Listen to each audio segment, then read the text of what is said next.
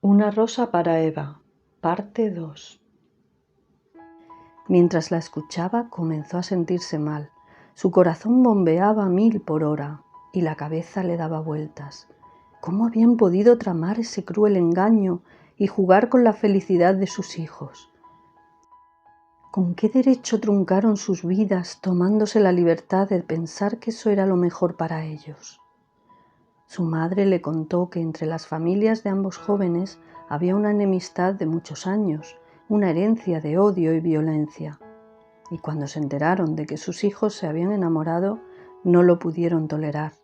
Se reunieron y hablaron después de décadas de silencio, poniéndose de acuerdo por única vez en su vida. Aquello no podían consentirlo. Tenían claro que debían separar a sus hijos fuera como fuera. Dentro de Eva se fue despertando algo que no sabía bien qué era. Rabia, pena, odio, un dolor tan grande acumulado durante tanto tiempo que ahora iba resurgiendo al conocer la gran injusticia cometida por sus propios padres y de la que fueron víctimas dos jóvenes enamorados que empezaban a vivir. Idearon mandar una carta similar a cada uno y les dio resultado. Ninguno de los dos fue capaz de preguntar, de indagar. Se tragaron su dolor y su orgullo. Pero el dolor que ahora sentía era más grande aún. Fue como perderle por segunda vez. ¿Qué habría sido de él? ¿Se volvería a enamorar? ¿Se acordaría de ella todavía? Seguramente tendría su propia familia y la habría olvidado. Su madre le pidió perdón llorando, le decía que sentía mucho haberlo callado durante tanto tiempo, aunque después de todo solo eran dos niños que se habían encaprichado. No lo vieron tan importante. Pero en ese momento a Eva se le hacía imposible perdonarla. ¿Cómo habían podido sus padres ser tan crueles para ocultarles engaño durante tanto tiempo, cuando veían que su hija se hundía en la tristeza? Y ahora su madre le pedía perdón solo para irse con la conciencia tranquila al otro mundo. La pena se le atascó en la garganta y el perdón no pudo pasar, no en ese momento. Salió corriendo a la calle y se fue a un bosquecillo cercano a su casa, a donde le gustaba ir cuando necesitaba estar sola. Allí se sintió libre para llorar, para gritar la impotencia y la rabia que le subía por la garganta. Sintió pena por ese amor truncado, por esa vida malgastada, pero también por sus padres, por ese corazón mezquino que no les dejó ver más allá de su odio injustificado.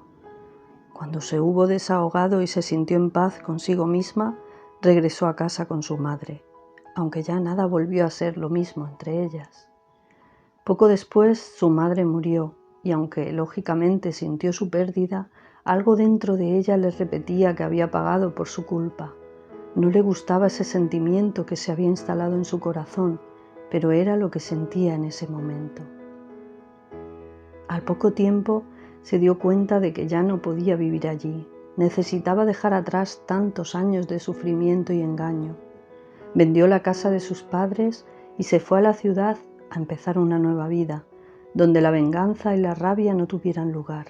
Y entonces vio su oportunidad de abrir la floristería. Ahora sí que había llegado el momento. No tardó mucho en encontrar el local adecuado, donde además viviría hasta que ganara lo suficiente para alquilar o comprar una vivienda. Para eso habilitó una habitación grande que había al fondo y la convirtió en su refugio, en su casa provisional. No tenía muchas comodidades, pero tampoco las necesitaba. Se sentía feliz de haber cumplido su sueño.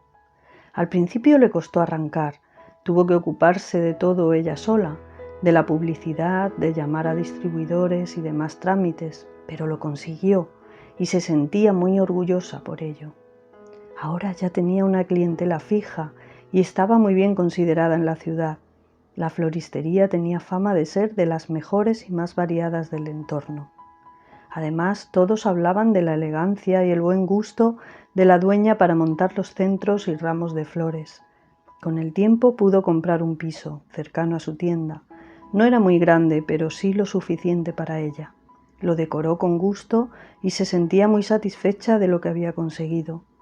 El éxito le sonreía por fin, y eso le ayudaba un poco a olvidar lo otro, aunque no siempre lo conseguía, como esos días señalados. Pero San Valentín estaba terminando y al día siguiente Ya se le habría pasado toda esa melancolía. Desterraría todos esos pensamientos de su mente, no le hacían ningún bien. Se dispuso a cenar mientras miraba una de sus películas preferidas, sin poder evitar derramar algunas lágrimas, como le pasaba casi siempre. Sí, la verdad es que era un poco masoquista, lo reconocía, pero le gustaban, no podía remediarlo. De pronto la sobresaltó el sonido del timbre. ¿Quién llamaría a esas horas? No esperaba a nadie. Se levantó y fue a mirar, un poco asustada. Por supuesto, no iba a abrir sin saber quién era. Preguntó, pero no obtuvo respuesta. Miró por la mirilla y no había nadie delante de la puerta. Quizás alguien se habría equivocado. Aún así, no se quedó tranquila. Esperó un momento sin saber qué hacer y al final abrió una rendija para mirar con cuidado. Pero no había nadie en el rellano. Seguramente quien llamó se había ido. Iba a cerrar cuando algo llamó su atención en el suelo. Delante de la puerta había un sobre blanco cerrado y una solitaria rosa roja encima. El corazón se le paró por un instante. Tuvo un presentimiento, pero lo descartó de inmediato. Cogió la rosa y la carta y cerró la puerta. Le daba cierto miedo abrirla, le temblaban los dedos. Se acercó la rosa a la nariz y aspiró su aroma tan familiar. No recordaba cuándo fue la última vez que alguien le regaló alguna flor. Alguna amiga hacía mucho tiempo, creía recordar. La cena se le estaba enfriando. Se sentó a la mesa, pero no podría comer con esa incertidumbre. Por fin se decidió a abrir el sobre. No podía con la curiosidad.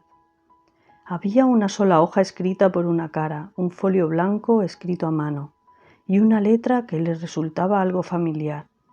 Las manos le sudaban cuando empezó a leer.